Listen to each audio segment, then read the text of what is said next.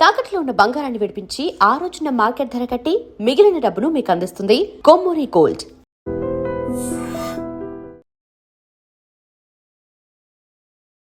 ఇంతకు ముందు ఇంట్రడక్షన్ లో చెప్పినట్టుగా స్టీరింగ్ కమిటీ అనేది అసలు ఇంతవరకు ఏర్పాటు కాలేదు. మొత్తం రాజకీయ వర్గాల్లో ఒక ప్రత్యేకమైన చర్చ జరుగుతున్న సందర్భం ఇది. బీసీ నినాదం ఎత్తుకొని బీసీల కోసం వర్క్ చేస్తున్న వాళ్ళు ప్రజలకు సేవ అందించడం అంటే ఏదో వైట్ కాలర్ ఇదేసుకొని ముందుకెళ్ళిపోయి మేము రాజకీయ నాయకులు అనిపించుకుని డాంబికాలు పలకాలు అనేటువంటి చాలామంది. యాక్చువల్లీ కవిత గారు కూడా అట్లనే పెట్టేస్తారు, వెంటనే పార్టీ పెట్టేస్తారు అని అందరు అనుకున్నారు. సో ఇదంతా చేయడానికి మాత్రమే ఆమె అట్లా ఆగినరు అని నేను ఇప్పుడు మీకు ఈ ఇంటర్వ్యూ ద్వారా చెప్తున్నాను కదా, ఇంత కసరత్తు జరుగుతోంది. నిజంగానే రెడీమేడ్ లీడర్స్ ని తెచ్చుకోబోతోందా జాగృతి? నేనే ఒక ఉదాహరణకు చెప్తానండి ధైర్యంగా. కాబట్టి ఇప్పుడు కవిత గారు నేనే ముఖ్యమంత్రి అవుతానంటున్నారు, కానీ బీసీల కోసం పోరాటం చేస్తా అంటున్నారు. ఇప్పుడు మేము ఛాలెంజ్ చేస్తున్నాం, బీసీ ముఖ్యమంత్రి చేస్తుందా కవితక్క అంటే ఆమె దగ్గర ఆన్సర్ ఉందనా అనేది కూడా అడుగుతున్నారు. ఇంకెన్నాళ్ళు ఇట్లాంటి అబద్ధపు బూటకపు మాటలతో. మన దగ్గర ఒకటి ఉంది కదా, పాదయాత్ర చేసిన వాళ్ళు సీఎం అవుతారు అనేది, అదే మన ప్లాన్ ఉందా ఏంటి సార్ మీరు చెప్తారు? కవితక్క నేతృత్వంలో ఒక కొత్త రాజకీయ పార్టీ రావడం ఖాయం. నమస్తే, వెల్కమ్ టు ఐ డ్రీమ్. తెలంగాణలో ఇంకో కొత్త పార్టీ రాబోతోంది. మనకు తెలుసు, మొన్న శాసన మండలిలో ఇక ఎమ్మెల్సీ రిజైన్ చేసిన తర్వాత ఇక మీదట నేను రాను, మళ్ళా నేను నా పార్టీ తరఫు నుంచి ఎలక్ట్ అయిన తర్వాతనే నేను అడుగు పెడతా అని ఒక రకంగా శపథం చేసిండ్రు. సో ఆ తర్వాత అమరవీరుల స్తూపం దగ్గరికి వచ్చిన తర్వాత పార్టీ కూడా నేను త్వరలో పెట్టబోతున్నా అని అనౌన్స్ చేసిండ్రు. సో తెలంగాణలో కొత్త పార్టీ మరి ఎట్లుంటది? ఒక మహిళా నాయకురాలు, దట్టు బరాబర్ సీఎం అవుతా, నేను ఎందుకు కావద్దు అని తను దాపరికం ఏం లేదు చెప్పేస్తున్నారు కూడా. సో ఎట్లుంటది మరి? ఇప్పుడు జాగృతి ఉంది, తెలంగాణ జాగృతి అనే పేరుంటుందా? పార్టీ ఎప్పుడు రాబోతోంది? పార్టీ సిద్ధాంతం ఏంది? అసలు ఎవరి కోసం వర్క్ చేయబోతోంది? ఇవన్నీ కూడా క్వశ్చన్స్ వస్తాయి. సో మనతో పాటు జాయిన్ అవుతున్నారు సయ్యద్ ఇస్మాయిల్ గారు, మనందరికీ సుపరిచితులే, senior most journalist as well as జాగృతిలో చాలా కీలక నేతగా ఉండే. కానీ ఇప్పుడు కొంచెం సార్ది కూడా రెస్పాన్సిబిలిటీ పెరిగింది. ఆయన ఇప్పుడు కొత్తగా పార్టీ ఏర్పాటు కాబోతోంది కాబట్టి స్టీరింగ్ కమిటీ ఏర్పాటు చేసింది. ఇంతవరకు కూడా ఎక్కడ కూడా స్టీరింగ్ కమిటీ అనేది ఏర్పాటు కాలే ఒక రాజకీయ పార్టీ కోసం. ఆ స్టీరింగ్ కమిటీలో వన్ ఆఫ్ ది మెంబర్గా ఉన్నారు. సో సార్తోనే మాట్లాడదాం, ఫుల్ డీటెయిల్స్ వస్తాయి. ఒక్కసారి మాట్లాడే ప్రయత్నం చేద్దాం. సార్ నమస్తే. And big congratulations. Thank you very much అండి. Yes sir. సార్ పెద్ద బాధ్యత ఉన్నట్టుంది. ఆల్మోస్ట్ ఇక ఒక పార్టీని ముందుకు నడిపించాలన్నా, అసలు పార్టీ సిద్ధాంతం ఏముంది ఏంటి అనేది తెలియాలన్నా సో మీరు కీలకంగా ఉండబోతున్నారు. Sir what is the party line? And ఇంతకు ముందు ఇంట్రడక్షన్ లో చెప్పినట్టుగా స్టీరింగ్ కమిటీ అనేది అసలు ఇంతవరకు ఏర్పాటు కాలేదు. So for the first time ఎట్లా ఉండబోతోంది సార్? కవితక్క పేరు వింటే, కవితక్క మాట్లాడుతుంటే, కవితక్క గారి రాజకీయ పార్టీ రాబోతుంది అనుకున్నప్పుడు అటు మీడియాలో, ఇటు మేధావి వర్గంలో, తర్వాత సామాన్య ప్రజానీకం నుంచి మొత్తం రాజకీయ వర్గాల్లో ఒక ప్రత్యేకమైన చర్చ జరుగుతున్న సందర్భం ఇది. కవితక్క మార్క్ పాలిటిక్స్ ఉంటాయి అనడానికి ఈ ఎక్సర్సైజ్ జరుగుతుందని నేను చెప్తాను. ఒకటి, ఏదైనా ఒక రాజకీయ పార్టీ ఈ తెలంగాణ యవనిక పైన పురుడు పోసుకోవాలనుకున్నప్పుడు, లేదు ఈ తెలంగాణ ఆత్మగౌరవం అస్తిత్వంతో పాటు ఇక్కడ ఉన్నటువంటి ప్రతి సామాన్యుడి సమస్య పరిష్కారం దిశగా ఆలోచించాలనుకున్నప్పుడు ఆ రాజకీయ పార్టీకి ముందస్తుగా కొంత కసరత్తు చేయడం అవసరం. ఈ విషయాన్ని చాలామంది, చాలా రాజకీయ పార్టీలు పెడుతున్న వాళ్ళు, చాలా రాజకీయాలు నడుపుతున్న వాళ్ళు విస్మరించి ఉన్నారు.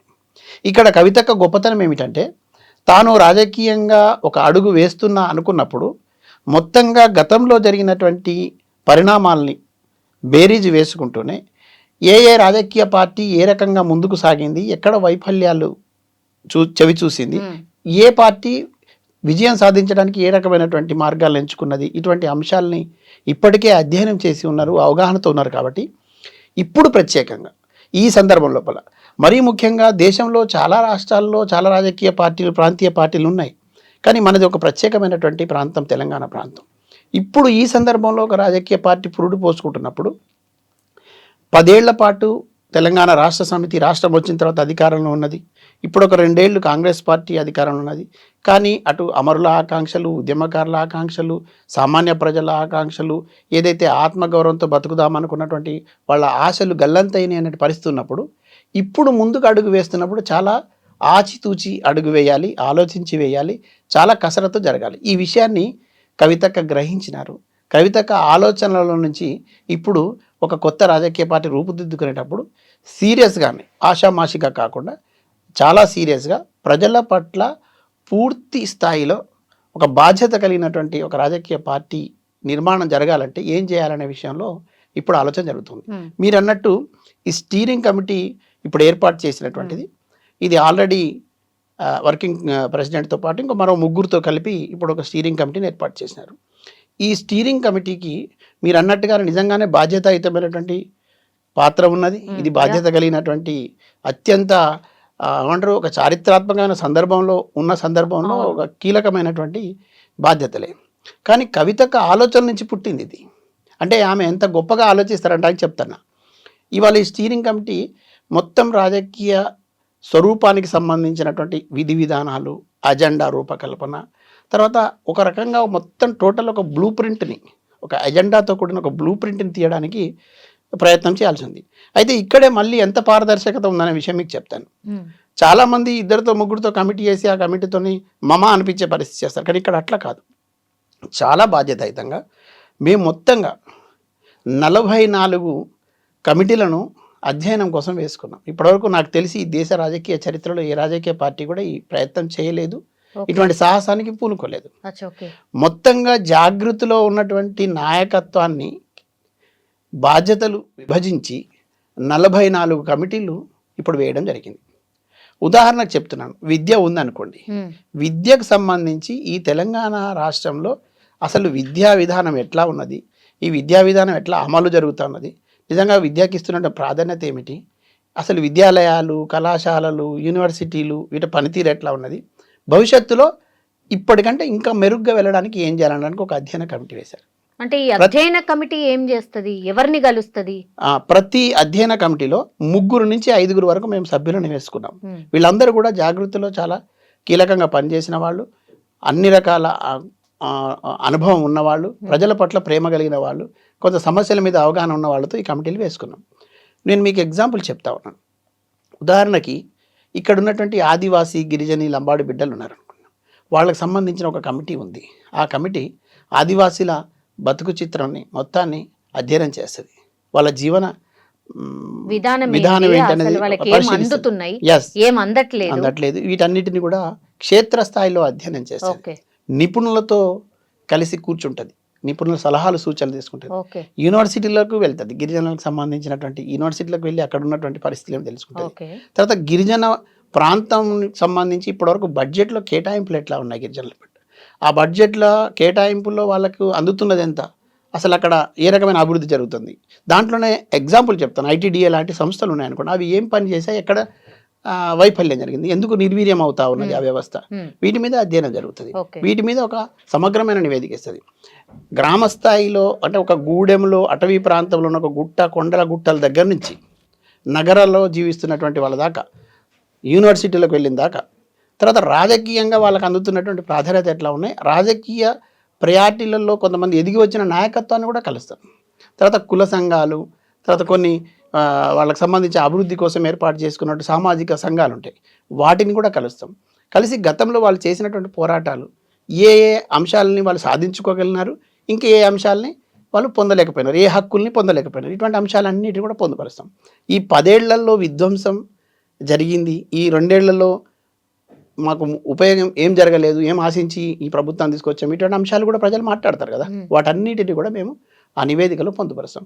ఇట్లా 44 కమిటీలు కూడా రెవెన్యూ కానివ్వండి, బడ్జెట్ అంశాల్లో కానివ్వండి, ఫైనాన్స్ అంశాలు కానివ్వండి, తర్వాత వైఫల్యాలు, ప్రభుత్వ వైఫల్యాలు కానివ్వండి, వీటితో పాటు నీటిపారుదల రంగానికి సంబంధించిన అంశాలు కానివ్వండి, ఇట్లా విద్య, వైద్యం, అనేకమైనటువంటి అంశాలు మొత్తం 44 విభాగాలుగా విభజించి ఈ 44 వాటికి కమిటీలు వేయడం జరిగింది. వీటన్నిటికి కూడా ఒక కాల పరిమితి అనుకున్నాం. ఇప్పుడు ఒక నెల రోజుల పాటు పూర్తి స్థాయిలో వీళ్ళు సమగ్రంగా అధ్యయనం చేసి ఈ అధ్యయనం చేసిన దాన్ని తీసుకొచ్చి స్టీరింగ్ కమిటీకి వాళ్ళు రిపోర్ట్ ఇస్తారు.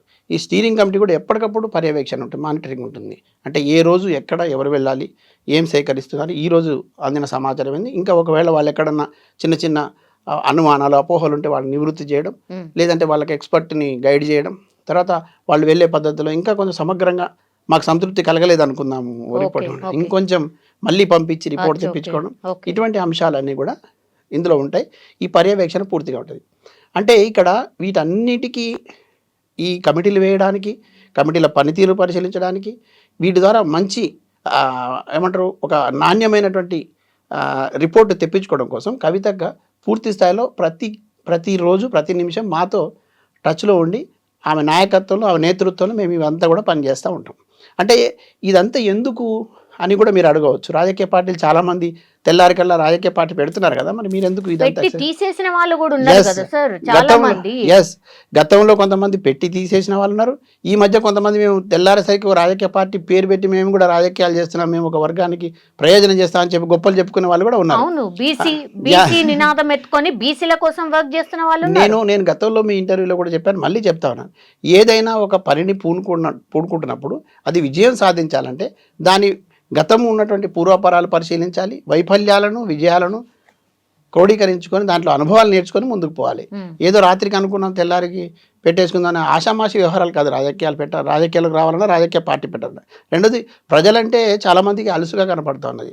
ప్రజలకు సేవ అందించడం అంటే ఏదో వైట్ కాలర్ ఇదేసుకొని ముందుకెళ్ళిపోయి మేము రాజకీయ నాయకులు అనిపించుకుని డాంబికాలు పలకాలనేటువంటి చాలామంది ఉన్నారు. నేనేమంటున్నానంటే అసలు సామాన్యుడి కోసం న్యాయం చేస్తామని నువ్వు వస్తున్నప్పుడు ఆ సామాన్యుడి కష్ట నష్టాలు ఏంటో నీకు తెలియాలి, వాడికి ఏం అవసరం ఉన్నదో కూడా నీకు తెలియాలి. ఊరికనే ఆ రాజకీయ పార్టీ మీదనో ఆ నాయకుడి మీదనో కోపంతోనో, లేకపోతే ఒక వర్గం మీద కోపంతోనో, లేదా వ్యక్తుల మీద కోపంతోనో, ఆవేశంలోనో, ఫ్రస్ట్రేషన్లో వచ్చి రాజకీయ పార్టీలు పెడితే మనజాలవు. రాజకీయ పార్టీ పెట్టాలంటే బలమైనటువంటి సిద్ధాంత రూపకల్పన జరగాలి, ఒక బలమైనటువంటి నిర్మాణం జరగాలి. ఆ నిర్మాణం లేకుండా ఉంటే కూలిపోతుంది. మనం చాలా చూస్తున్నాం. ఏదో అంటారు కదా, పుబ్బలో పుట్టి మొగ్గలో పోయిన వాడిని చాలా మందిని చూసాం. యాక్చువల్లీ కవిత గారు కూడా అట్లనే పెట్టేస్తారు, వెంటనే పార్టీ పెట్టేస్తారు అని అందరు అనుకున్నారు. సో ఇదంతా చేయడానికి మాత్రమే ఆమె అట్లా ఆగినరు అని నేను ఇప్పుడు మీకు ఈ ఇంటర్వ్యూ ద్వారా చెప్తున్నాను కదా, ఇంత కసరత్తు జరుగుతోంది. ఇవి ఇన్ని విభాగాలు విభజించి మేము అధ్యయనానికి వెళ్తా ఉన్నాం. ఈ అధ్యయనం చేసిన తర్వాత మాత్రమే మేము ఒక పూర్తి స్థాయి నిర్ణయానికి వస్తాము. మా నిర్మాణం ఇంత బలంగా చేసుకుంటా ఉన్నాము. నేను మళ్ళీ చెప్తా ఉన్నా, జాగృతి జనం బాటలకు వెళ్ళినప్పుడు మా అజెండా మొత్తం రూపకల్పన, మా నిర్మాణానికి సంబంధించి భవిష్యత్తులో మా రాజకీయ పార్టీ ప్రకటించే మేనిఫెస్టో దాకా మాదంతా కూడా గూడాల్లో గుడిసెల్లో నిర్మాణం జరుగుతుంది, పల్లెల్లో జరుగుతుంది, గల్లీల్లో జరుగుతుంది.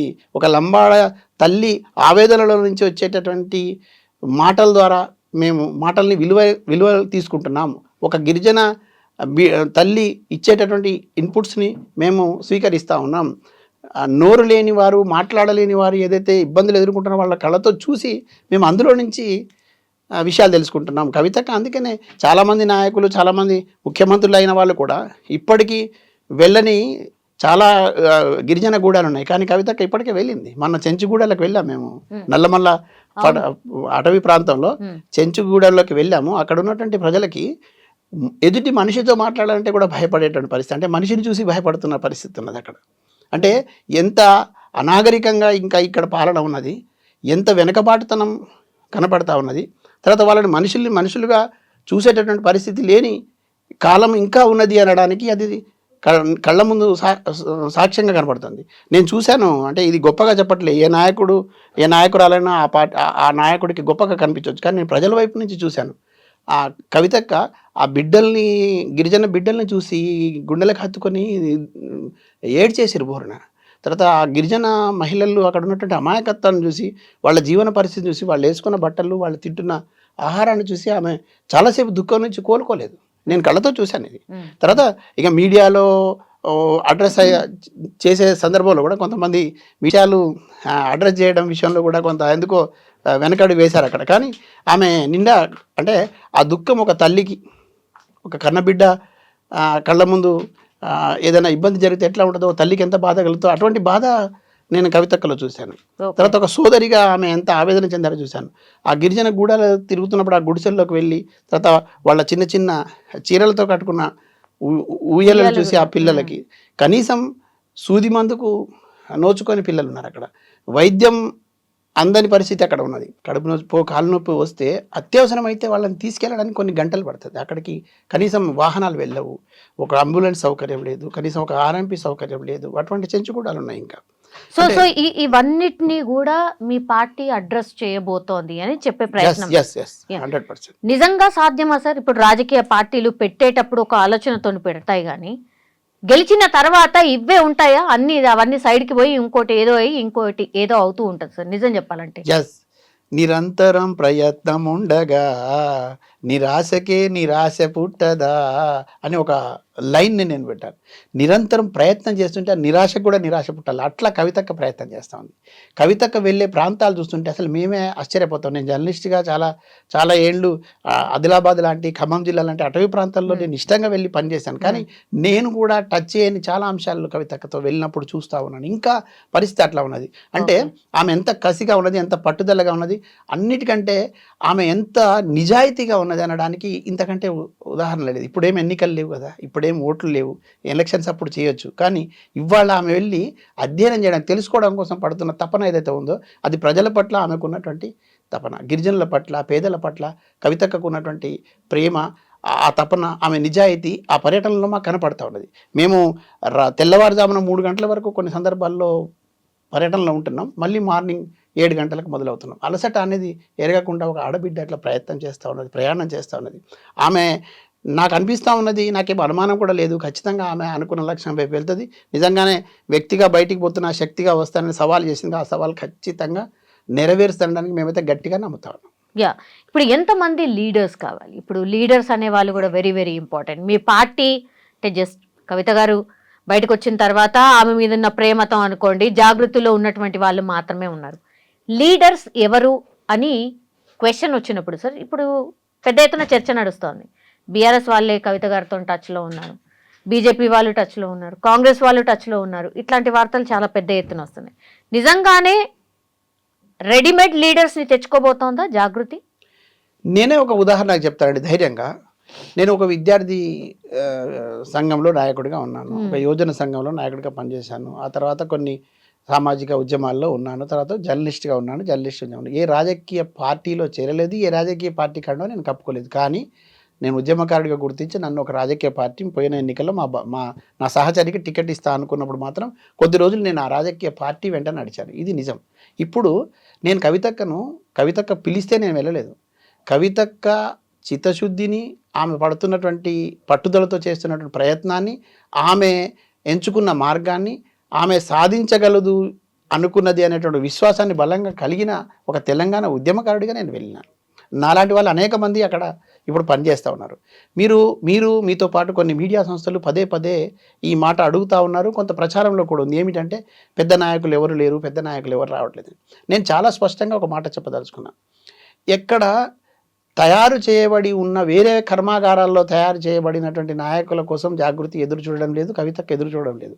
జాగృతి అనే సంస్థ కొత్త తరాన్ని, కొత్త నాయకత్వాన్ని తయారు చేసే ఒక కర్మాగారంగా తయారైంది. ఎందుకు అనంటే క్షేత్రస్థాయి నుంచి కష్టాలు, కన్నీళ్లు, కడగండ్లను చూసుకుంటూ ఎదిగి వచ్చినటువంటి నాయకత్వాన్ని ఇక్కడ హక్కున చేర్చుకుంటుంది. వాళ్ళనే నాయకులుగా తయారు చేసి రేపు ప్రజలకు అందించి నిస్వార్థంగా ప్రజలకు సేవ చేసే అవకాశం కల్పించాలని జాగృతి భావిస్తూ ఉన్నది.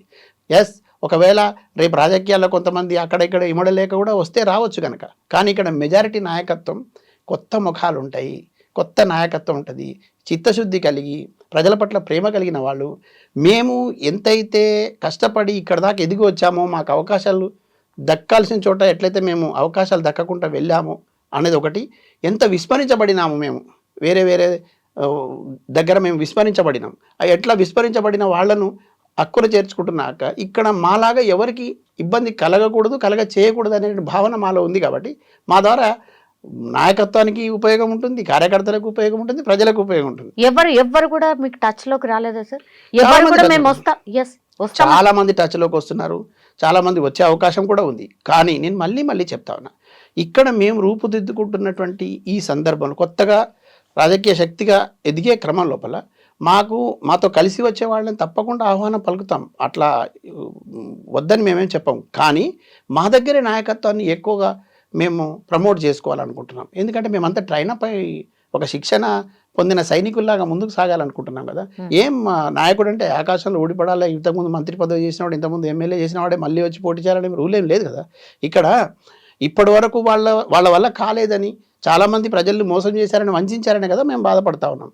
ఇట్లా వంచినటువంటి సమూహంలో ఉన్న వాళ్ళు మాకెందుకు, మంచి చేయాలనుకున్న సమూహంతో ముందుకు పోవాలనుకుంటున్నాం. కాబట్టి మెజారిటీగా కొత్త రక్తం, కొత్త ఉత్సాహంతో, కొత్త నాయకత్వమే ఎక్కువగా వచ్చే అవకాశం అయితే ఉంది.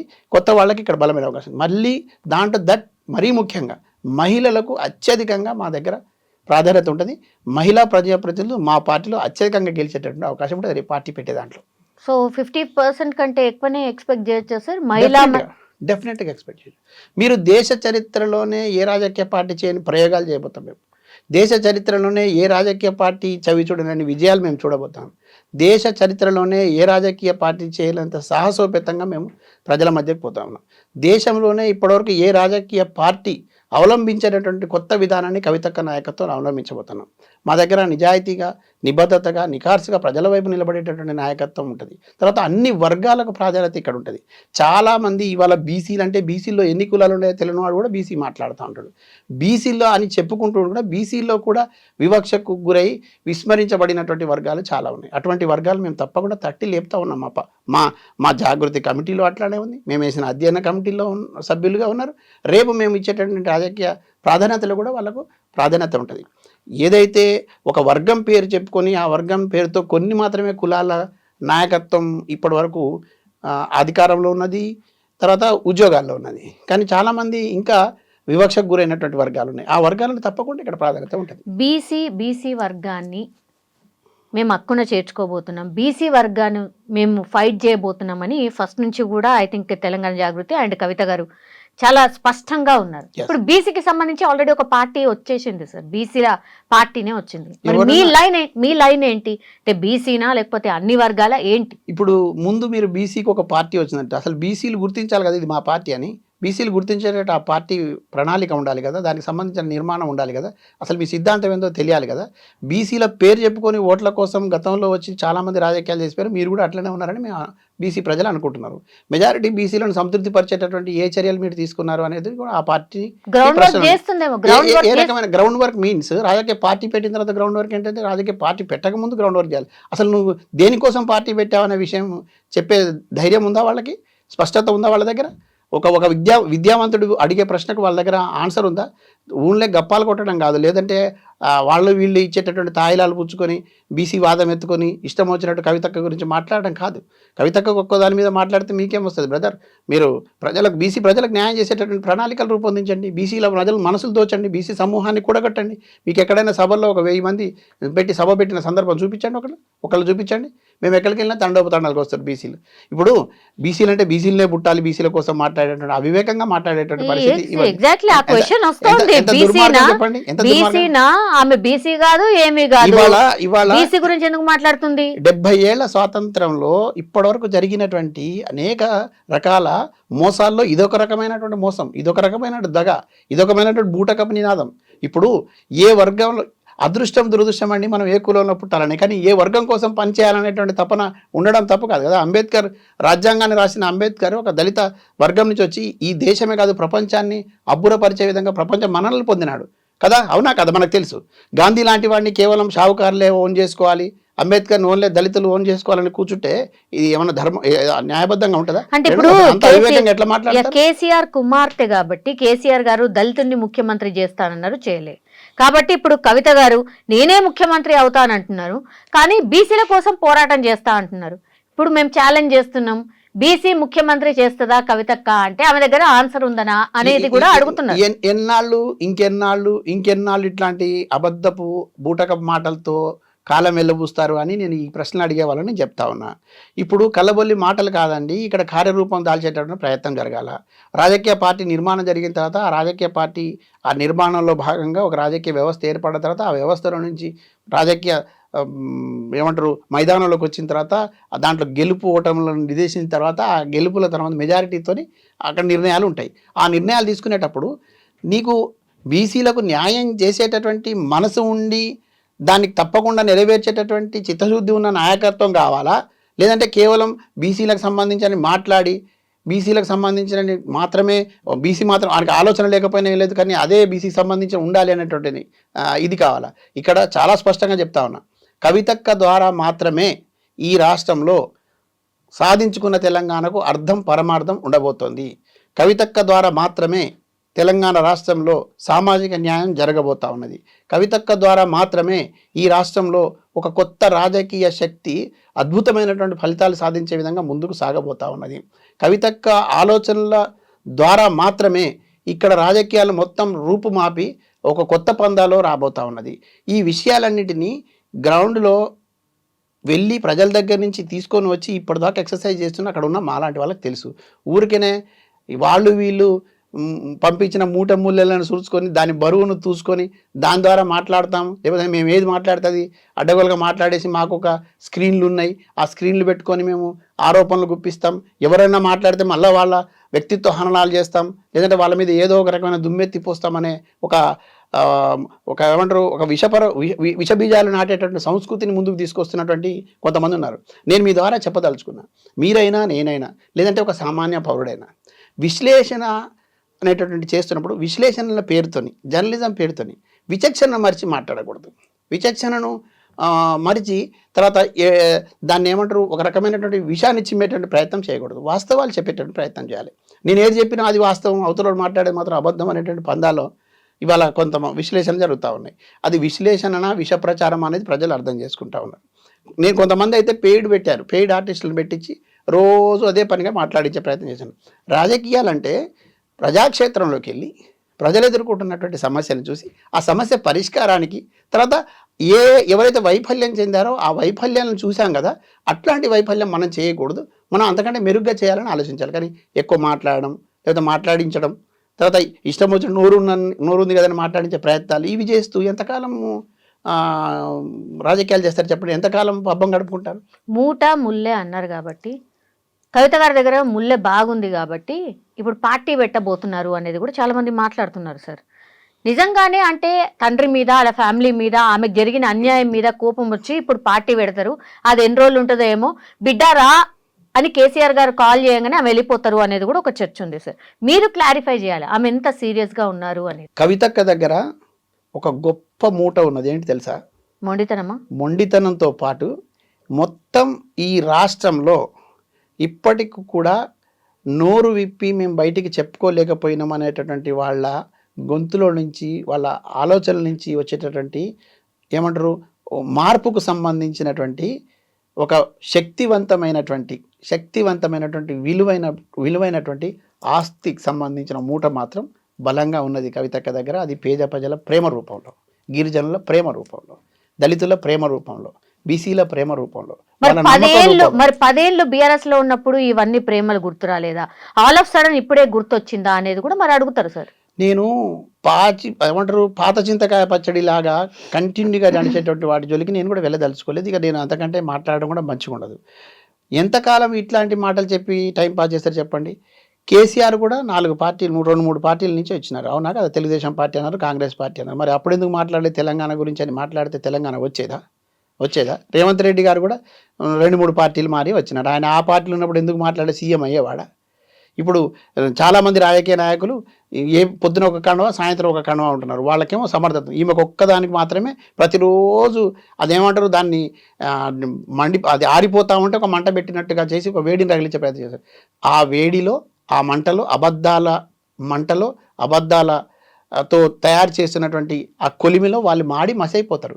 నేనేమంటున్నా, ఇవాళ ఈ రాష్ట్రంలో ఇప్పుడున్న పరిస్థితుల్లో ఇక్కడ ప్రజలకు ఏం కావాలి, ఈ ప్రజలు ఇప్పుడు ఏం కోరుకుంటున్నారు, గతంలో ఏం నష్టపోయినారు, ఇటువంటి విషయాల పట్ల ఆమె అధ్యయనం చేసి ఆ సమస్యకు పరిష్కారం చూపిస్తానని తిరుగుతూ ఉంటే అప్పుడు ఏం చేసినావు ఇప్పుడు ఏం చేసినావు అంటే మాటలు మాట్లాడుతున్నారు. మరి మీరు ఏం చేయలేదు కాబట్టి ఏదో ఒకటి చేయడం కోసం ఆమె త్యాగం చేసి వచ్చిందని చెప్తున్నాను నేను. ఆమె సర్వస్వాన్ని త్యాగం చేసి వచ్చిందని, కుటుంబాన్ని త్యాగం చేసింది, ఎదిరించింది, తన వ్యక్తిగత జీవితాన్ని త్యాగం చేసింది, నిజంగానే తనకు విలాసవంతమైన జీవితం గడిపే అవకాశం ఉంటే దాన్ని త్యాగం చేసింది. మార్పు కోసం ప్రయత్నం చేస్తూ ఉంది. కొత్త శక్తిని తీసుకురావడం కోసం ప్రయత్నం చేస్తుంది. ఒక కొత్త పందాలో రాజకీయాలు నడపాలనే ప్రయత్నం చేస్తూ ఉంది. తప్పకుండా చరిత్ర సృష్టించబోతుంది, చరిత్రలో నిలబడబోతుంది. ఈ చరిత్రను సృష్టించేటప్పుడు, ఈ చరిత్ర తిరగరాయబడేటప్పుడు వచ్చేటటువంటి ఈ చిన్నటువంటి ఈ రకమైన ఆరోపణలు కానీ అబద్ధాలను కానీ తిప్పికొట్టుకుంటూ వాటి మించి మేము ముందుకు సాగడమే తప్ప వెనక్కి ఆలోచించడం కానీ ఎక్కడైనా ఆగడం కానీ చేసే ప్రసక్తే లేదు. ఆ ప్రయత్నం చేయము. మాది నిరంతర ప్రయత్నం, తప్పకుండా విజయాల వైపు ప్రయాణం. ఇక దీంతో పాటు ఇప్పుడు తన మీద కేసు ఉంది కదా, లిక్కర్కి సంబంధించిన కేసు ఉంది. ఆమె రేపో మాపో మళ్ళా జైలుకే పోతుంది. ఇక పార్టీ అంటుంది, పార్టీ లేదు ఏమీ లేదు అనేది కూడా చాలా మంది మాట్లాడుతున్నారు. నాకేం విచిత్రంగా ఏమనిపిస్తుంది, విడ్డూరం ఏమనిపిస్తుంది అంటే, నోటుకు ఓటుకు దొంగ అని ముద్రపడిన వాడు ముఖ్యమంత్రిగా కొనసాగుతున్నాడు. మన కళ్ళ ముందు కనపడ్డా అది కేసులాగా, ఆయన నేరస్తులాగా ఎవరికి అనిపించటం లేదు. రెండో మూడో సందర్భాల లోపల నేరెళ్ళ ఘటన అయితే ఒక దళితులకు సంబంధించిన ఘటన. నేరెళ్ళ దళితులకు అప్పుడు న్యాయం జరగలేదు, ఇప్పుడు న్యాయం చేయండి బాబు అని గగ్గోలు పెడతా ఉంటే, ఆ నేరస్తులను నేరెళ్ళ బాధితులను చిత్రహింసలు పెట్టిన నేరస్తుడు బయటికి కనపడుతుంటే ఆయన నేరస్తుల్లాగా కనపడట్లేదు. తర్వాత ఇక్కడ కార్ రేసుల పేరుతోని, ఫోన్ ట్యాపింగ్ల పేరుతోని అనేక ఆరోపణలు ఎదుర్కొని ఇంకా జైలు జైలు జైలు రేపొద్దున అని చెప్తున్న వాళ్ళు నేరస్తుల్లాగా కనపడట్లేరు. వాళ్ళ కేసులు బయటికి కనపడట్లేదు. ఎవరి కోసమైతే యేసుక్రీస్తు గనక ఎట్లయితే అన్నార్తుల కోసం, అభాగ్యుల కోసం సిలువ మోసినాడు, అట్లా ఒక ఆరోపణను మాత్రమే ఎదుర్కొంటున్న కవితక్కను మాత్రం భూతద్దంలో చూసి రోజు కేసు అనమాట. అది కేసు కోర్టులో ఉంది కదా, న్యాయస్థానం చూసుకుంటుంది కదా. ఒకవేళ ఆమె తప్పు చేస్తే తప్పకుండా ఆమెకు శిక్ష పడ్డప్పుడు మీరు మీ వికటహట్టాసాలు, మీ వెకిలి ఆనందాలు పొందుదురు. కానీ ఏమిట్లోకి ఏమీ లేని దానికి పట్టుకొని అదే పనిగా ప్రచారం చేసే పనిలో ఉన్నారు కదా. ఈ ప్రచారం చేసేటటువంటి వాళ్లకు ప్రజల నుంచి వస్తున్నటువంటి ఈ స్పందన చూసైనా కొంచెం బుద్ధి తెచ్చుకోమంటా ఉన్నా. ఇంత గొప్పగా ప్రజల్లోకి వెళ్తున్న సందర్భం లోపల అపూర్వమైనటువంటి స్వాగతాలు ప్రజల దగ్గర నుంచి నిరాజాలు పలుకుతూ ఉంటే కూడా మీకు కనువిప్పు కలగట్లేదు. మీ తప్పులను కప్పిపుచ్చుకునే ప్రయత్నం, మీరు కనీసం మార్పు కోసం ప్రయత్నం చేయడం నాకు జాలేస్తుంది వాళ్ళని చూస్తూ ఉంటే. పార్టీ ఎప్పుడు ఉగాదికి అనేది ఒక లీక్ అయితే ఉంది. మరి ఉగాది వరకు మరి మీరు అనుకున్న స్టీరింగ్ కమిటీ రిపోర్ట్స్ ఆర్ అధ్యయన కమిటీ రిపోర్ట్స్ వచ్చి ఉగాదికి పార్టీ రాబోతోందా? ఒకటి, ఉగాది ఒకవేళ పార్టీ వచ్చి ఉంటే నెక్స్ట్ కవిత గారు పాదయాత్ర చేయబోతున్నారు. ఎందుకంటే పాదయాత్ర సెంటిమెంట్ బాగా మన దగ్గర ఒకటి ఉంది కదా, పాదయాత్ర చేసిన వాళ్ళు సీఎం అవుతారు అనేది. అదే మన ప్లాన్ ఉందా ఏంటి సార్? మీరు చెప్తారో చెప్పారో. కవితక్క నాయకత్వంలో, కవితక్క నేతృత్వంలో ఒక కొత్త రాజకీయ పార్టీ రావడం ఖాయం. అది క్లియర్. రాజకీయ పార్టీ ఎప్పుడు ఏ రోజున అనౌన్స్ చేస్తారనేటువంటిది మాత్రం 100% త్వరలో ఉంటుంది. కానీ మేము వేసినటువంటి ఈ 44 కమిటీలకు సంబంధించిన పూర్తి అధ్యయనం జరిగి దాని రిపోర్ట్ వచ్చిన తర్వాత, ఆ రిపోర్ట్ ఆధారంగా మేము ఒక నిర్మాణం చేసుకున్న తర్వాత, ఆ నిర్మాణాన్ని బేస్ చేసుకొని మాత్రమే మనం ఏటువంటి వర్గాలకు ఎక్కడెక్కడ ఇంకా సఫకేషన్ ఉంది అంటే, వాళ్ళు ఎక్కడెక్కడ అసంతృప్తితో ఉన్నారు, ఏ వర్గాలకు ఇంకా న్యాయం చేయాలి, ఏ వర్గాలకు పెద్దపీట వేయాలి, ఎక్కడ మేము దేనికోసం మేము రేపొద్దున ముందు వరుసలో కొన్ని నిర్ణయాలు తీసుకోవాలి, ఇటువంటి అంశాలన్నింటినీ కూడా అధ్యయనం చేసిన తర్వాతనే మేము రాజకీయ పార్టీ ప్రకటిస్తాం. ఉరుకుల పరుగులతో చేయం. ఎవరి మెప్పు కోసమో లేకపోతే ఎవరి ఆనందం కోసమో ప్రయత్నం కాదు. మొత్తం ఈ ప్రాంతంలో ఉన్న ప్రజలు సుభిక్షంగా ఉండాలి, మెజారిటీ ప్రజలకు ఆనందం కలగజేయాలి, మెజారిటీ ప్రజల ఆమోదం కూడా కావాలి. ఎందుకంటే ఆ ప్రజల నుంచి తీసుకుంటున్న నిర్ణయాలు కాబట్టి అట్లా వెళ్తాం. మూడవది, మీరు అడిగినారు పాదయాత్ర ఉండబోతుందా అని. నేను అంతకుముందు చెప్పాను, ఇప్పుడు చెప్తా ఉన్నాను. ప్రజలు ఏది కోరుకుంటే, ప్రజల ఆలోచన మేరకే మా ప్రయాణం ఉంటుంది. ఆ ప్రయాణంలో ఎప్పుడు ఎక్కడ ఏం చేయాలనేటువంటి ప్రజల నుంచి మాకు ఆలోచనలు వస్తాయో, లేకపోతే వాళ్ళ నుంచి మాకు కొంత సలహాలు సూచనలు వస్తాయో, వాటిని మేము తూచా తప్పకుండా పాటిస్తాం. మెజారిటీ ప్రజల ఆమోదం మేరకే మేము ముందుకు సాగుతాం.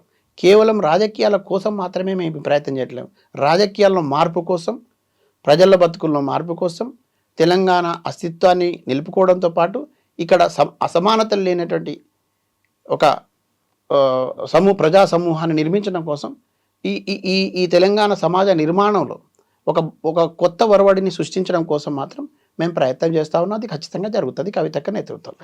ఎస్ సార్, మీరు కవిత గారు చాలా స్ట్రాంగ్ పర్సన్. అసలు ఇంత కూడా ఇట్లా వనకదు కానీ మొన్న సార్ శాసన మండలి చూసినప్పుడు తను కూడా ఆడబిడ్డనే కదా, తనకు కూడా ఇమోషన్స్ ఉంటాయి, తను కూడా ఎంత బాధపడ్డదో మరి ఆ ఇమోషన్ కనిపిస్తుంది కదా. ఈ మధ్య కాలంలోనే 3-4 సందర్భాల్లో ఆమె కంట కన్నీరు చూడడం అసలు అంటే ఎవరు ఎక్స్పెక్ట్ చేయలేదు. Yes, yes. అన్నీ ఉన్నా సరే తను ఏదో కోల్పోయినట్టుగా ఈ మధ్య కాలంలో చాలా టైమ్స్ ఆమె కన్నీళ్లు పెడుతున్నారు.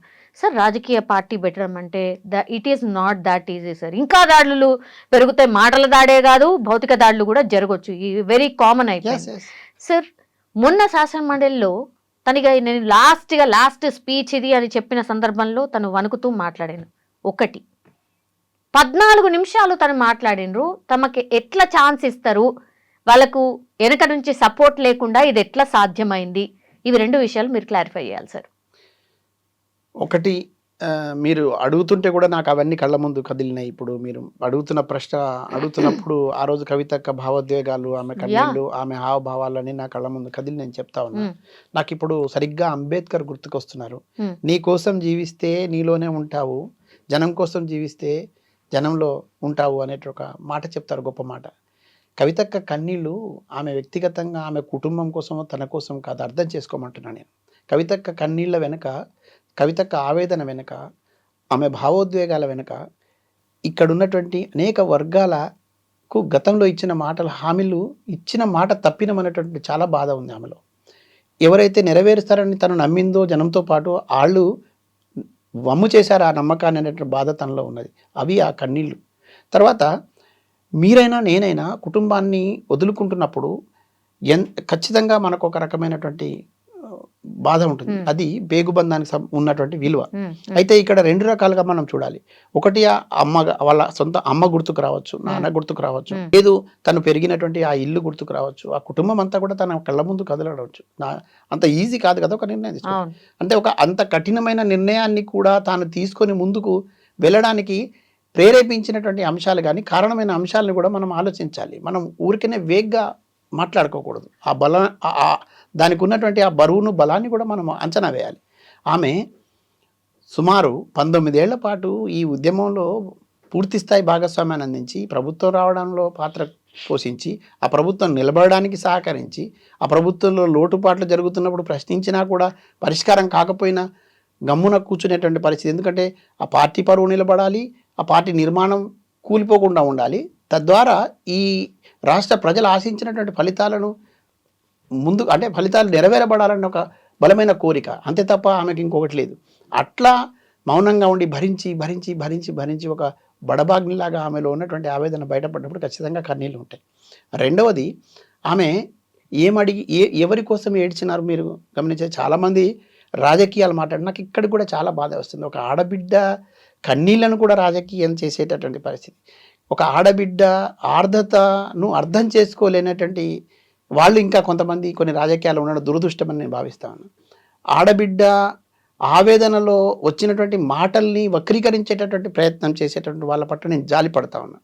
తర్వాత ఇంత మూర్ఖంగా కూడా ఇంకా కొంతమంది ఉన్నారు ఆ రాజకీయాల్లో. ఇటువంటి వాళ్ళను ప్రజలు వీలైనంత తొందరగా ఇంటికి పంపించాలని కోరుకుంటాను. అంగన్వాడీ ఆశా వర్కర్లకు సంబంధించి, ఉద్యమకారులకు సంబంధించి, అమరవీరుల కుటుంబాలకు సంబంధించి, అవుట్సోర్సింగ్ ఎంప్లాయీస్కి సంబంధించి, కాంట్రాక్ట్ ఉద్యోగులకు సంబంధించి, 40 బీసీల జీవితాల్లో వెలుగులకు సంబంధించి, దళితుల బతుకుల్లో వెలుగులకు సంబంధించి ఇచ్చిన హామీలు నెరవేర్చకుండా ఉన్నటువంటి అంశాల గురించి, మరీ ముఖ్యంగా ఎవరైతే ఉద్యమంలో తన రక్తమాంసాలని సమర్పించినారో వాళ్ళ కుటుంబాన్ని కూడా ఆలోచించినప్పుడు ఇంకా దుఃఖం ఆమె గుండెల నుంచి వస్తుంటే దాన్ని కూడా మీరు మాట్లాడితే ఇక మీకు నైతికత అనైతికత అని మాట్లాడే హక్కు వాళ్ళకు లేదని నేను భావిస్తా ఉన్నాను. ఇట్లా ఆమె ఆవేదన నుంచి చాలా నిజాలు వచ్చినాయి.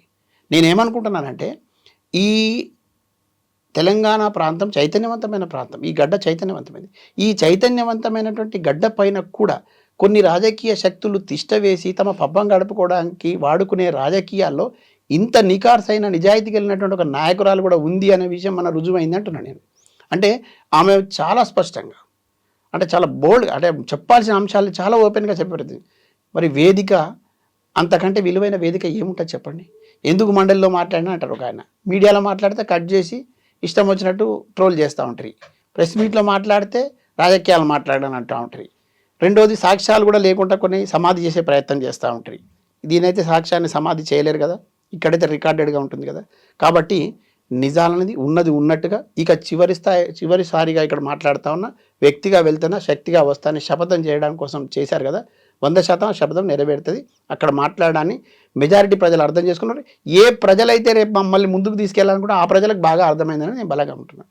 మీరు ఇంకో ప్రశ్న ఏదో దీనికి యాడింగ్ అడిగినారు. అదే మండలిలో ఎట్లా పర్మిషన్ ఇచ్చిండ్రు? 14 నిమిషాల పాటు తన వ్యక్తిగత విషయాల్ని షేర్ చేసుకోవటందుకు ఎట్లా పర్మిషన్ ఇస్తారు? నేను ఏమంటున్నానంటే ఇది ప్రజలకు పారదర్శకంగా తమ అభిప్రాయాల్ని షేర్ చేసుకోవడానికి, తర్వాత జరిగినటువంటి పరిణామాలు చెప్పడానికి ఒక వేదికగా మండలి ఉన్నదని నేను అనుకుంటున్నా. అక్కడ ఉన్నటువంటి పార్టీ మండలి చైర్మన్కి రాజకీయాలు అంటగట్టడం కానీ, ఆ మండలి చైర్మన్ ఒక రాజకీయ పార్టీగా వివరించడం అనేది కానీ చాలామందికి ఎక్కువ ఆనవాయితీగా కనపడి ఇది చాలా విచిత్రంగా అనిపిస్తూ ఉన్నది. కానీ అక్కడ ఆమెకు ఇచ్చినట్టు అవకాశాన్ని ఆమె సద్వినియోగపరచుకోవడం కోసం ఆయన ఇచ్చిన సమయాన్ని నేనైతే స్వాగతిస్తూ ఉన్నా, అభినందిస్తూ ఉన్నా. కానీ అక్కడ ఏ భూతు పురాణాల చుట్టూ జరగలేదు కదా, ఎవరినో వ్యక్తిగత జీవితాలకు వెళ్ళి ఆమె అబద్ధాలు చెప్పలేదు కదా. కన్న కొడుకుల మీద ప్రమాణం చేసింది, కనికరం లేదు. ఇంకా తను నమ్ముకున్న ఇలవేల్పు మీద ప్రమాణం చేసింది. దట్ ఆడబిడ్డ ఉసురు తగులుతుంది. శాపనార్థాలు ఇంకా పెట్టించుకోవద్దు. ఇక ఎవరైతే రెచ్చగొడుతున్నారో, ఎవరైతే దాన్ని చిలువల పల్లెలుగా చేసి ఆమె వ్యక్తిత్వ హననానికి ప్రయత్నం చేస్తున్నారో ఆడబిడ్డ ఉసురు మంచిది కాదు. రెండోది, అంత గుండె కోతను మిగిల్చిన మీకు ఇంకా మళ్ళీ దాని మీద మాట్లాడే అర్హత ఉందా? ఎవరికైనా అట్లా మాట్లాడేటటువంటి నైతికత ఉందా? రెండోది, వేదిక ఏదైనా, స్థలం ఏదైనా ఆమె కుండ బద్దలు కొట్టినట్టుగా ఉన్నట్టుగా చెప్పే ప్రయత్నం చేసింది, ధైర్యంగా చెప్పింది. ఆ వేదిక ప్రజాస్వామ్యయుతంగా కలిగిన వేదిక కాబట్టి, ప్రజాస్వామ్యయుతంగా ఆమె భావ ప్రకటన ఉంది కాబట్టి ఖచ్చితంగా చెప్పే ప్రయత్నం చేసింది. ఎవరికైతే నొప్పి ఉందో, ఎవరైతే దోషులుగా చిత్రీకరించబడి దోషులుగా ఇవాళ మేము చిత్రీకరించబడతామనే ఒక భ్రమల్లో ఉన్నారు. మీరు ఆల్రెడీ దోషులే కాబట్టి మీరు చేసినటువంటి తప్పుడు విధానాలను అక్కడ ఎండగట్టే ప్రయత్నం చేసింది. మీరు ప్రజల దృష్టిలో దోషులు కాదనుకుంటే అవి తప్పని మీరు నిరూపించే ప్రయత్నం చేయండి. మీరు నిజంగానే నిజాయితీగా ఉన్నట్టయితే వచ్చే ఎన్నికల్లో మేము తప్పకుండా పోటీ చేస్తాం కదా, మీ ప్రయత్నాలు మీరు చేయండి. ప్రజల వైపు నుంచి ప్రజలకు సంబంధించిన అంశాల పట్ల ముందుకు సాగే ప్రయత్నాలు మేము చేస్తాం. తప్పకుండా ప్రజాక్షేత్రంలో తెలుసుకునే ప్రయత్నం చేద్దాం. సోషల్ మీడియాలో కవిత గారి గురించి భయంకరంగా నెగిటివే ఎక్కువ వస్తుంది, కానీ పాజిటివ్ చాలా చాలా తక్కువ వస్తుంది. ఎట్లా, what is your plan sir? అంటే ఆ నెగిటివ్ని తగ్గించుకునే పరిస్థితి ఉందా నిజంగానే? అది కూడా మీ రెస్పాన్సిబిలిటీయే. ఇప్పుడు కొత్త పార్టీ రాబోతుంది కాబట్టి నేను ఆన్ కెమెరా ఒక మాట చెప్పదలుచుకున్నాను. ప్రపంచవ్యాపితంగా వేరే వేరే దేశాల్లో ఆర్థిక మూలాలు, తర్వాత విషబీజాలు నాటుకుంటూ, పెట్టుబడులు పెట్టుకుంటూ, ఒక పనిగా పెట్టుకొని ఆడబిడ్డ మీద విష ప్రచారాలు చేస్తున్నారు, ఇంకా చేస్తూ ఉన్నారు. ఆ చేసే వాళ్ళకి నేను ఒకటి చెప్తా ఉన్నా, మీరు ఎంతైతే అక్రమంగా సంపాదించినటువంటి డబ్బును, అడ్డగోలుగా సంపాదించేటటువంటి నిధులను ఈ అక్రమ పద్ధతుల ద్వారా మీరు సంపాదించిందే అక్రమార్జన, మళ్ళీ మీరు ఎంచుకున్నది అక్రమ మార్గం, అక్రమ పద్ధతులు, తర్వాత అక్రమ పద్ధతులలో కూడా అబద్ధాలు చెప్పేటటువంటి మనుషులను ఎంచుకొని మీరు ఈ విష ప్రచారాన్ని ప్రయత్నం చేస్తూ ఉన్నారు. మాకు బలమైన విశ్వాసం ఉన్నది, బలమైన నమ్మకం ఉన్నది, మాలో నిజాయితీ గుండె నిండా ఉన్నది. కాబట్టి ఒక మాట మాత్రం ధైర్యంగా చెప్పగలుగుతున్నా, నేను వెళ్ళిన చెంచుగూడెం నుంచి, ఆ చెంచుగూడెం సాక్షిగా, నేను కవితక్క వెళ్ళినటువంటి ఒక దళిత గూడెం దగ్గర నుంచి, ఆ గూడెం సాక్షిగా, మేము వెళ్ళినటువంటి అనేక గుడిసెల దగ్గర నుంచి, ఆ గుడిసెల సాక్షిగా చెప్తున్నాం.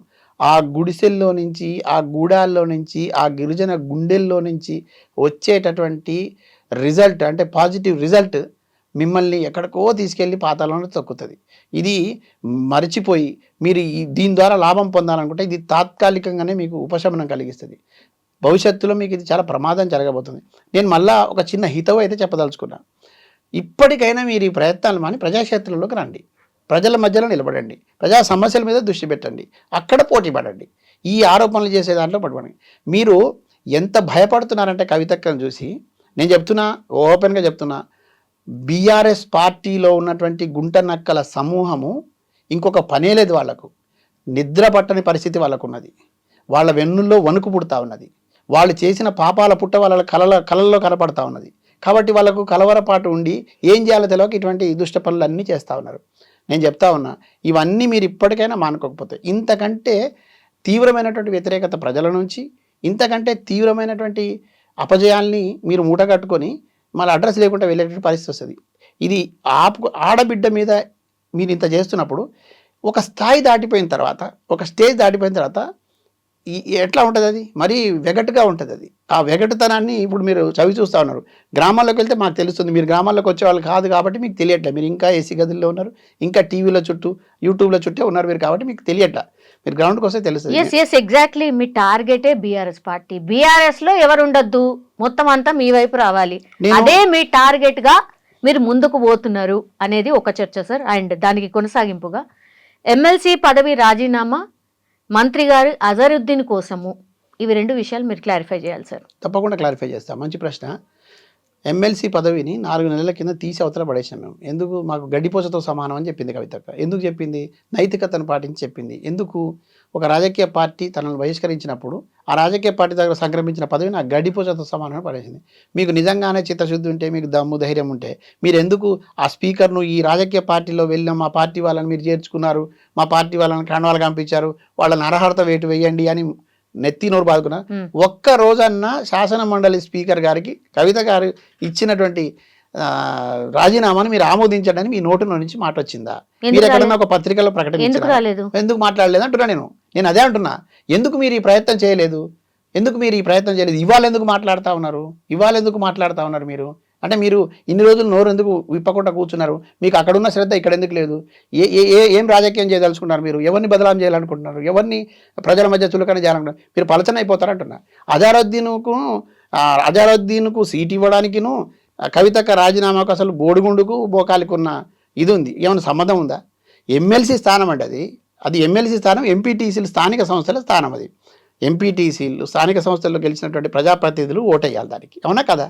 ఇప్పుడు స్థానిక సంస్థల సభ్యులు ఉన్నారా? రద్దయిపోయింది కదా. ఎంపీటీసీలు ఉన్నారా? ఇప్పుడు ఉన్నారా? జడ్పీటీసీలు ఉన్నారా? అసలు ఏం మాట్లాడతారు? ఎందుకు రారు?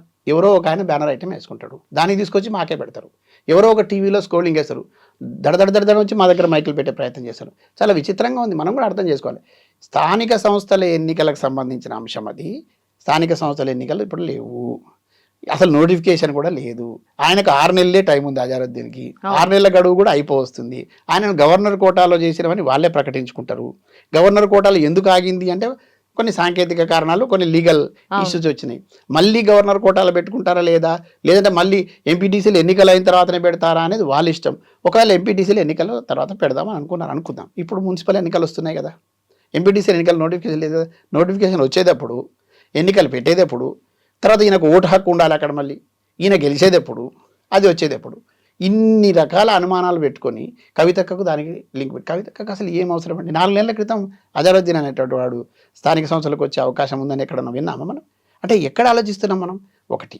రెండవది, అజారుద్దీన్ కోసము కవితక్కనే రాజీనామా చేసింది అని ప్రచారం చేసుకునేటువంటి వాళ్ళకు ఒక రాజకీయంగా కొద్ది గొప్ప ఆలోచన ఉండాలి. ఆ రాజకీయ పార్టీ ఎవరైతే ఆయన అభ్యర్థిగా పెట్టేటువంటి పార్టీకి ఒక రూల్ ఉంటుంది. వీళ్ళు కూడా అధికారం ఉన్నారు కదా. 6 నెలల పాటు ఆయన ఒకవేళ ఎమ్మెల్సీగా ఎన్నిక కాలేదు, రాజీనామా చేస్తాడు మంత్రి పదవికి. ఓ 2 రోజులు గ్యాప్ ఇస్తారు, మళ్ళీ ప్రమాణం చేసే అవకాశం ఉంటుంది, మళ్ళీ ఆయన మంత్రిగా కొనుతాడు, మళ్ళీ 6 నెలలు టైం పాస్. సీట్లు కూడా కొన్ని ఖాళీ ఉన్నాయి. అంటే ఎంత వేగ్గా ప్రజల్ని కన్ఫ్యూజ్ చేయడానికి ప్రయత్నం చేస్తున్నారంటే, ఏ అవకాశం దొరికినా అది కవితక్క చుట్టే. ఏ చిన్న అవకాశం దొరికినా అది కవితక్క మీద గుడ్డగాలుద్దాం, మీదేద్దాం. ఏ అవకాశం దొరికినా ఆమె మీద బురద జల్లుదాం. అసలు నాకు చాలా ఒక్కొక్క సందర్భాల్లోనేమో చాలా విపరీతమైన బాధ కలుగుతుంది, ఒక్కొక్క సందర్భంలో చాలా నవ్వు వస్తుంది. అంటే ఇన్నేళ్ల రాజకీయం చేసినటువంటి హెమాహెమీలు అని చెప్పుకున్న ఒక ఆడబిడ్డను చూసి ఎందుకు ఎంత భయపడుతున్నారు? ఎందుకు ఇంత హైరాణ పడుతున్నారు? ఎందుకు ఇంత చపలచిత్తంగా వ్యవహరిస్తున్నారు? ఎందుకు ఇంత మిడిసిపాటు పడుతున్నారు? మీరు రాజకీయాలు స్వచ్ఛంగా చేయండి, నిజంగా రాజకీయంగా ఎదుర్కోండి. ఆమెను ఎట్లా ఎదుర్కొంటారు? బీఆర్ఎస్ పార్టీలో జనరల్లీ అయితే మహిళకి సంబంధించిన ఎమ్మెల్యేలో, మాజీలో, గతంలో ఎమ్మెల్యేలకు ఉన్న వాళ్ళు కూడా ఎప్పుడు మాట్లాడలే. ఈ మధ్యకాలంలో ప్రెస్ మీట్లు చాలా పెద్ద ఎత్తున. అదే అంటున్నా, నాకు చాలా విడ్డూరంగా అనిపించింది. నేను ఒకటి కోరుకుంటున్నానండి మీ ద్వారా, ఇప్పటికైనా కవితక్క బయటికి రావడం ద్వారానైనా కనీసం ఒక 4 మహిళా సోదరుమణులు వచ్చి మాట్లాడే స్వేచ్ఛ కలిగింది. నేను దాన్ని స్వాగతిస్తా ఉన్నా.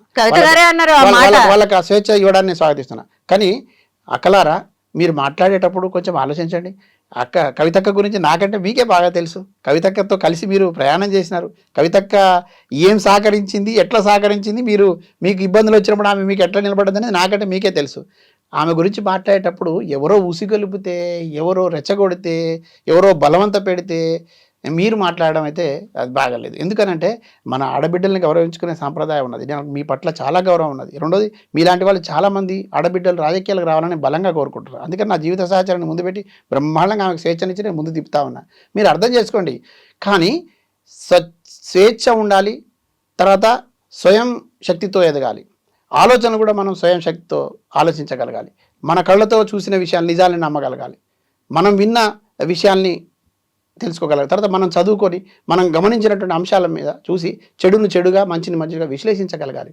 వేరే వాళ్ళ ప్రోద్బలంతోనో లేకపోతే ఎవరో చెప్పు చేతల్లోనో ఇంకా ఎంతకాలం రాజకీయాలు చేస్తారు. అట్లా చేస్తే మీలాంటి వాళ్ళు ఎందుకమ్మా? చదువుకున్న పిల్లలు చాలామంది ఉన్నారు, చాలామంది గొప్ప గొప్ప ఆలోచనలు కలిగి ఉన్నారు. వాళ్ళకి అవకాశం వస్తుంది, గెలవనివ్వండి.